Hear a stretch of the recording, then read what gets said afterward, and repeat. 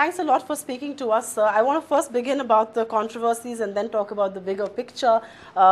Just last week, the CBI has filed charges against a former bureaucrat who's worked under you, Pradeep Baijal, alleging that the property that was sold when you were the minister was undervalued. I will first be the devil's advocate and ask you the questions on the undervaluation of that property. They're saying it was worth 152 crore, it was just sold over 7 crores. How do you defend that position first? I have written in the Indian Express and given various details in this regard.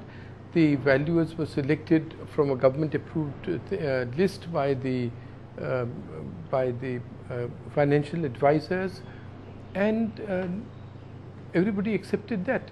This value was challenged before the Rajasthan High Court, and in 2002, the Rajasthan High Court upheld the disinvestment and said that there is no basis at all for the allegation which is being made.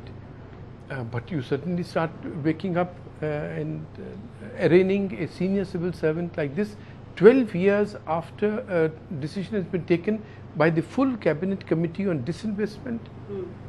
I can't understand.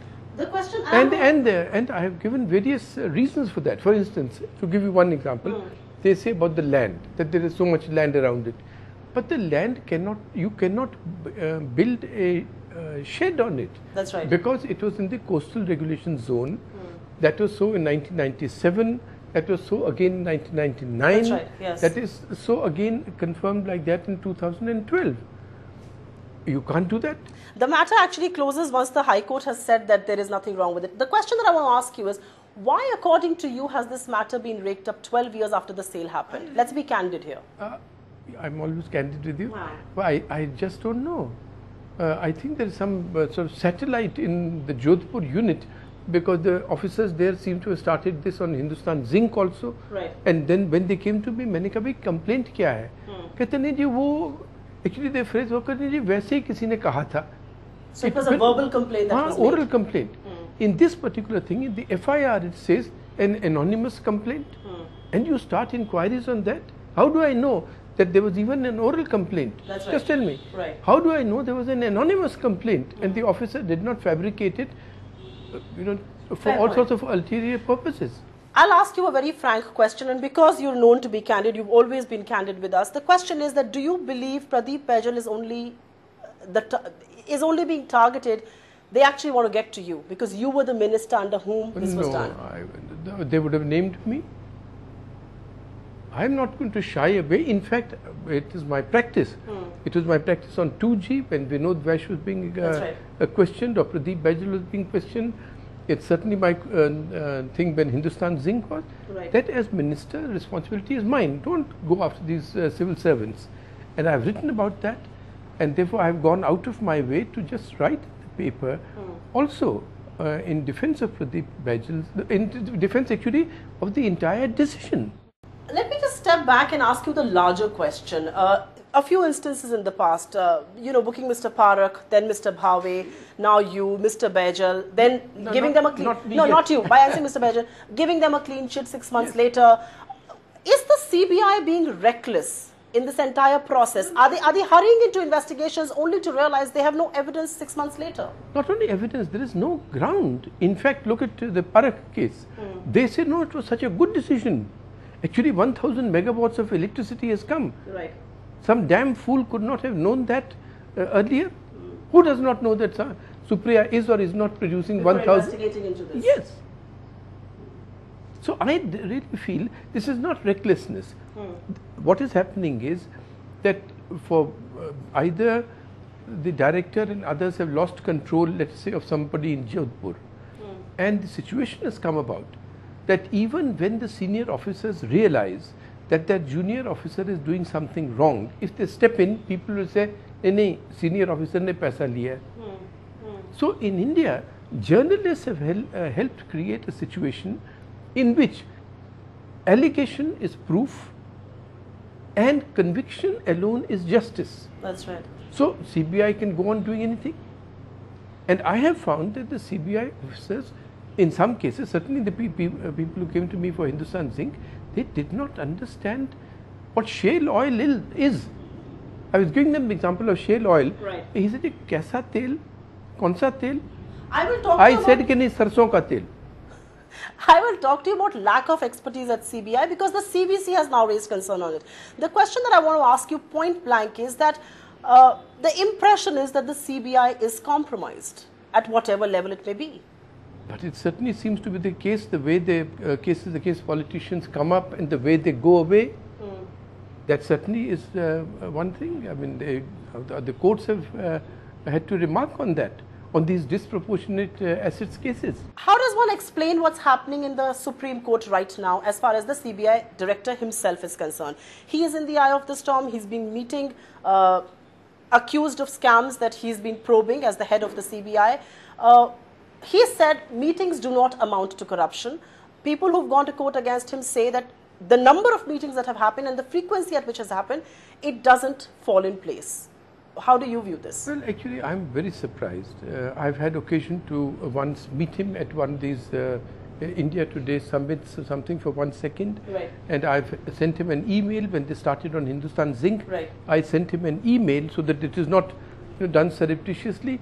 That look here, you seem to have forgotten that as recently as 2012 December, the Supreme Court rejected these very allegations on which your people are now starting the investigation again. And he was very courteous. He rang up and said that it was very good that we had brought this matter to his attention. But they certainly, for him to give such free access to persons who are being accused, who have been accused, is a new thing. And if I may say so, his answers have varied from day to day and in fact from hour to hour.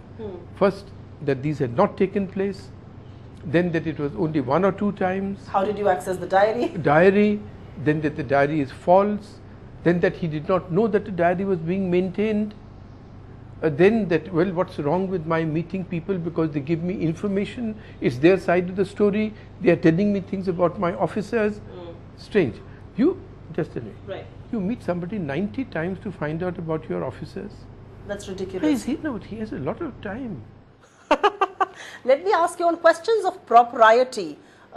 This doesn't hold ground at all. You cannot be meeting accused of the case, especially the cases that... Yes. The problem here, sir, is that Mr. Sinha is right now the head of the CBI at a time when the investigative agency is perhaps probing into the most high-profile cases, be it the coal scam, be it the 2G spectrum scam. These are cases of multi-billion-dollar amounting to crony capitalism. Is that why the controversy has got heightened? But it's very good that there's a controversy and that people are getting a glimpse of what is actually going on. None of us knew this. This was only being talked about in power circles. Well, I did not hear about it. Of course, I'm not in the power circles as you can imagine, but therefore I would not know about this. But I think the entire country, I sometimes do not agree with my good friend Prashant Bhushan, but in this case he has done sterling service, and whoever has given him this information really has done national service of the highest order. And let us see if it is now the lawyer of Mr. Sinha has said that these are fabricated. Well, why not immediately inquire into the... If these meetings did happen, which prima facie it looks they did, but if these meetings did happen, is the veracity of how this probe is going on under the question itself? Of course, of course. But you see, I'll tell you what, there are 2 ways of meeting people. One way is, everybody should know that I am meeting everybody. Right. I mean, you don't have to meet him after hours or something or in your home, in the office, and it is registered in your PA's book. Everybody should know. That's one way by which you are receiving information. I would be, I mean, I just cannot understand the motivation for this.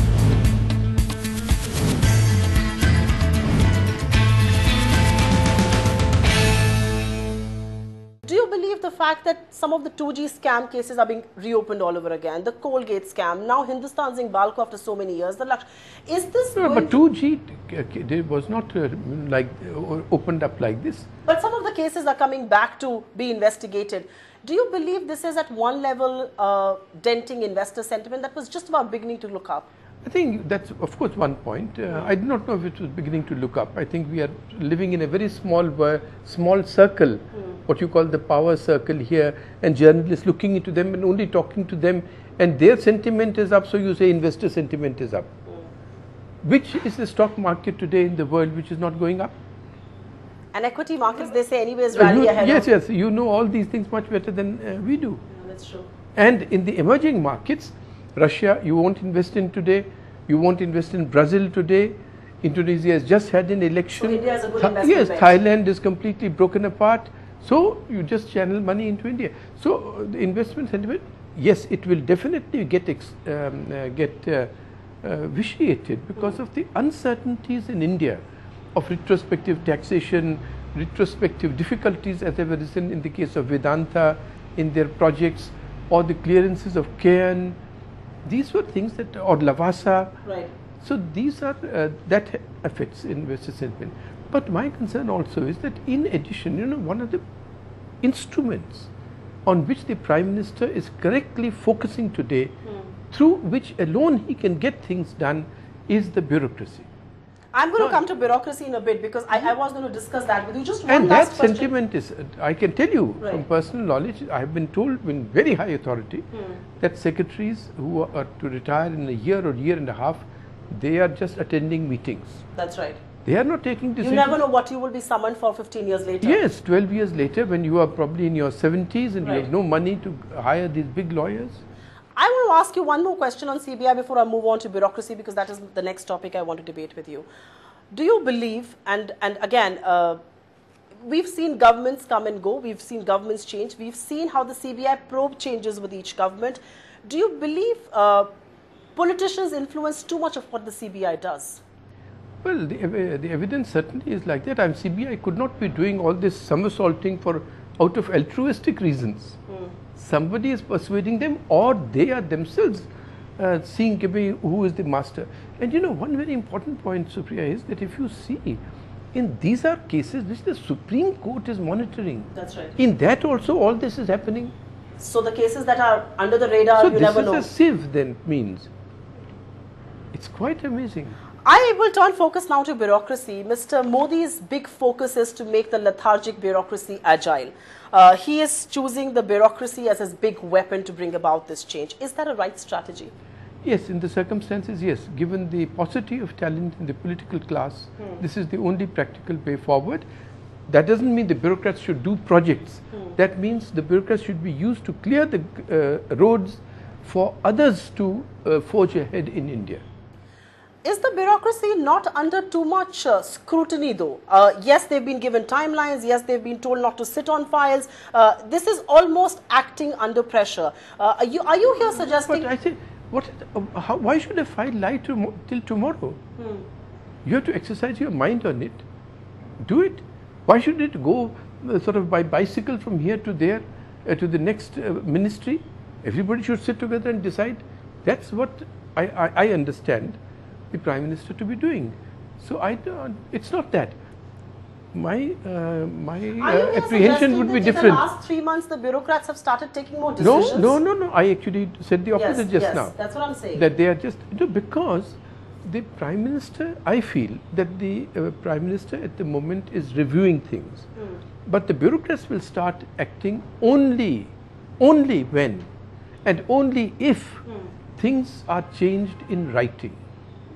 Conduct of service rules, the Prevention of Corruption Act, unless those things are done, they will not act, because who knows where... What you can be hauled up for. I know, on 15 years later, where the Principal Secretary who may understand all these things today, or a Cabinet Secretary who may say, haan, kaam kijiye, or the Prime Minister will be. They have to take the consequences as individuals. Right.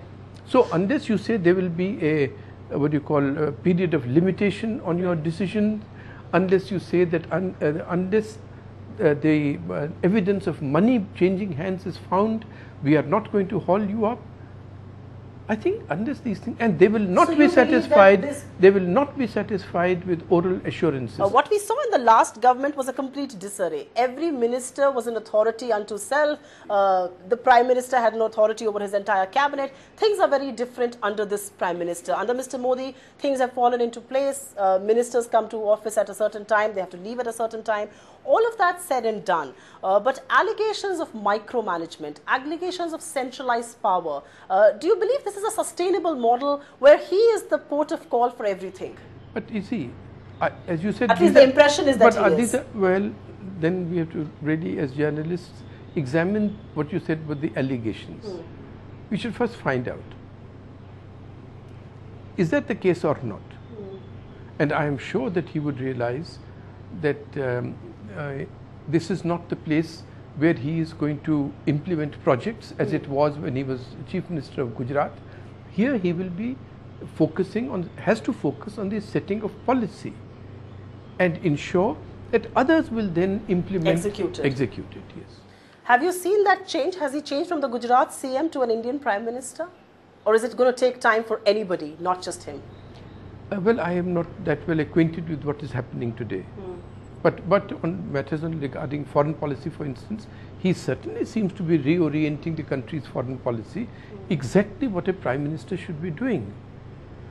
On economic policy and others, the instrument would have been the budget, and I just cannot understand why that was not used to lay down a map for reforms. But that's between him and finance ministers and all these people, I don't know. Because you mentioned the budget, I want to ask you and ask our viewers, our stakeholders, so far the Indian economy is concerned. We began to talk about investor sentiment. A lot of people in New Delhi, the power circles say sentiment has changed, everything is positive, it's going to take 6 odd months for that to change to tangible numbers. Do you subscribe to that theory? Has sentiment actually changed, or are we a part of the global economy turning around and we just attributing it to a change in government? No, both things. First is, yes, we are, there is a global thing, and there's too much patriotic reporting, I find.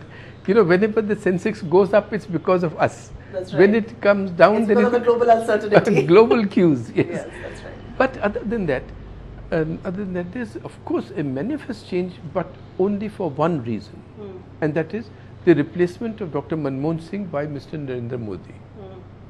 Now, this is a very important reason for change, but in the end, it cannot be a sufficient reason. So you have to, the Prime Minister would have to focus on multiple reasons for hope and for change of sentiment, for creating those.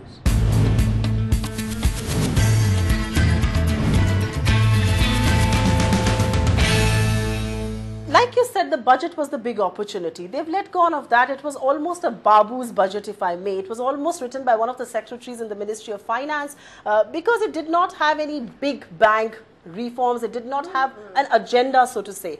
It was continuity, yes. He even stuck to the 4.1% fiscal deficit, the growth targets, all of that. The question is, did they let go of an opportunity that was waiting for them to lap up? Well, certainly that's the general impression. And I think, because, you know, if I may say two things in this. One is that the pattern of Indian budgets is a Dhobi list pattern. This duty, that duty, this, you know, this project, that project. Actually speaking, the budget should be, you know, 10 pages, half an hour speech, in which a road map is laid out for the next year, right. And you say what we were not able to do last year and what we will do, and all these things should be in annexures. In annexure 1, duties like this, right, and right. all those should also be. They have to be part of the budget speech. All that should also be grouped in a more comprehensible way. That I want to encourage. The country feels that yes, electronics should be encouraged. For that reason, in the annex, you show the things that you have done for the electronics industry in one go. Right. Rather than with TV screen यहाँ है और components कुछ और वहाँ है. What is this? Therefore, that is one of the basic reasons on the structure. But other than that, even what you call the adoption of numbers, which after all very responsible commentators had said were fabricated. Well, fabricated, yes, or Up. imaginative. Yeah, cooked up, yes. Yes. And those were adopted. That is a very important thing, that because you see, when you begin, you can... People will give you that chance. People would have given you the opportunity to go ahead and said, I am not going to stick to 4.1%. No. You could have said, excuse me, you could have said much more. That the figure actually was 5.1%.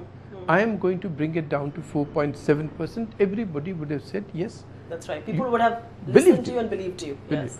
But if you say it's 4.5 and I'm going to bring it to 4.1, people know it was not 4.5. Then and how do you then also explain the opposition that you mounted to these numbers just 3 months before? That is one part of it. You know, there's a wonderful sentence of Shashi Tharoor once mentioned to me, and Right. I think that every government should remember. And he said, well, you know, Arun, you never get a second chance to make a first impression. Or repeat the first 100 days for that matter. Well, but so there was that one opportunity, and that Right. is not going to come for another year. The impression that one has is that there isn't enough out-of-the-box thinking happening as it was expected. Will you agree with me? What we read in the newspapers is all I can go by. Right. Yes, we would associate with Mr. Modi and a team led by him Right. many more things. For instance, by now something else should have happened on coal India, on many things. Otherwise, you know, everybody will. Otherwise, the slogans of every election become the taunts of the subsequent months. That's right. Yes. So that's not a good idea. That's not a good symptom. Is a problem also to do with the fact that there is such paucity of talent that there are no ministers for a lot of ministries? The fact that the finance minister is holding both finance, defense, MC. But that you have to ask the Prime Minister and the Finance Minister. But as an observer of the political class in India. No, but you know, it's really the quality, your domain expertise. What is happening today in India is the Prime Minister is confined to selecting people from within Parliament. Those persons as a whole, the political class, does not have domain expertise for the management of a modern economy or of Like technology. us. Yes. But you are confined to that, you can't select from outside. But why not? And just There one was- second. yes. Second thing is that in the case of civil servants, they're also persons have, you know, if they had any creative horns, they would have been shorn off by the time they become secretaries. That's right. They are so sort of rounded up By the the system. by the system. So you have sort of two-tier, either innocence or you want to use a stronger word, and you want to manage complex issues. Innocence or And ignorance? well, and then there is a jealousy of expertise, because if I don't know a subject and Supriya knows it, then I will feel a bit uncomfortable. You think too much of talk has happened without walking it? I don't know. You know, sometimes I feel maybe 3 months is not enough, etc. But like every other Indian, I would have wanted many things to have happened, and you know, there seems to be a reluctance to acknowledge that great changes are required. This whole picture of unanimity, this whole picture of a very happy family at Raisina Hill, we saw some chinks in the armor when the recent Rajnath Singh controversy happened. Don't you believe that some amount of dissent in a government is crucial?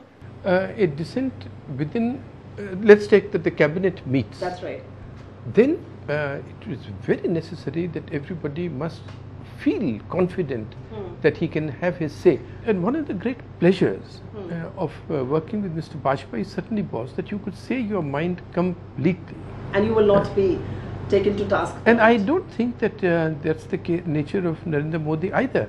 The read on his report card is that despite his own speech from Red Fort that there should be a communal moratorium, there should be communal harmony, communal discourse in the country is perhaps speaking every single day right under his nose, and his silence is rather conspicuous. Yes, I think there are 2 points on which greater attention will have to be paid by everybody in government, including the Prime Minister. One is that this seeming polarization that is being brought about, is coming about or being brought about in UP. This is very dangerous. It will divert from the Prime Minister's own agenda. That's right. Of a singular focus on development. And if this is going to be repeated in a state like Maharashtra, then investor sentiment and so on are going to be greatly affected.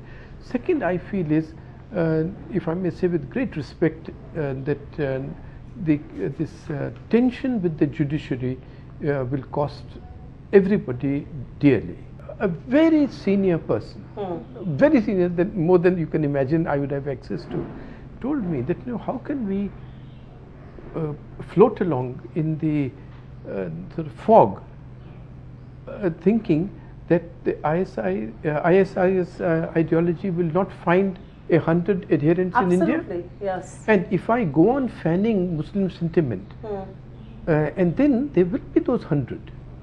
So we are living in a very dangerous neighborhood. These things, for practical reasons, should not be done, apart from the fact that they are wrong in themselves. On that peaceful note, thanks very much for talking to us, sir. Thank you. Pleasure.